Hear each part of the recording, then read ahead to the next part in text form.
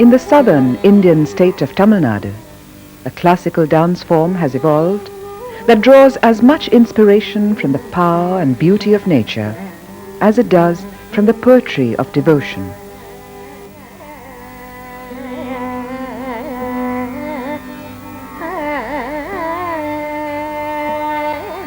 Bharatanatyam, a dance that is characterized by strong linearity, dynamic and stylized.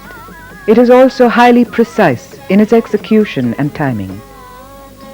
Like other Indian classical dance forms, much of the language and grammar of the dance is derived from the Natya Shastra, estimated to have been written by Bharat Muni sometime between the 2nd century BC and the 2nd century AD.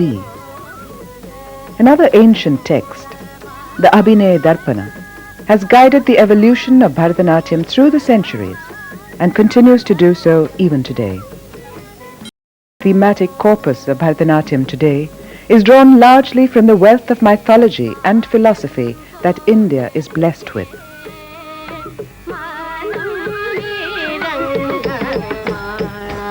Bharatanatyam blossomed in the temples where dance was perceived as a votive offering to the deity.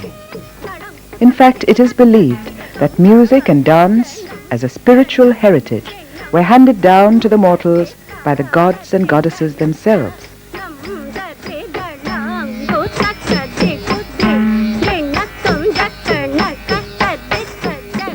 And the original creator of dance is believed to have been Lord Shiva.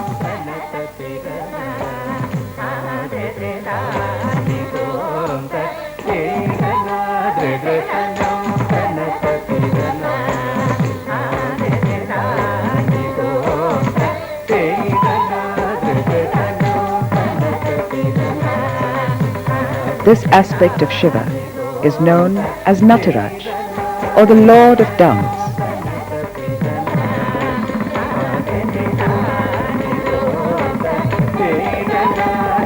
In the temple at Chidambaram, dedicated to Nataraja, and in countless other temples, Bharatanatyam was traditionally performed by Devadasis, or women who were symbolically wedded to the deity and whose priestly duties were to dance.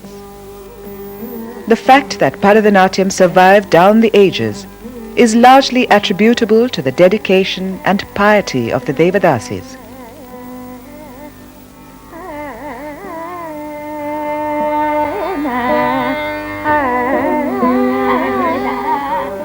Here we see one of the last surviving members of the Devadasi era, reliving her ancient heritage.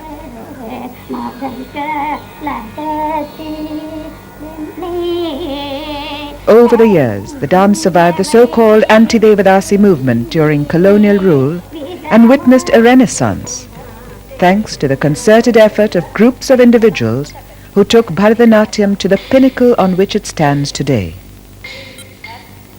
Bharatanatyam, divinity in dance.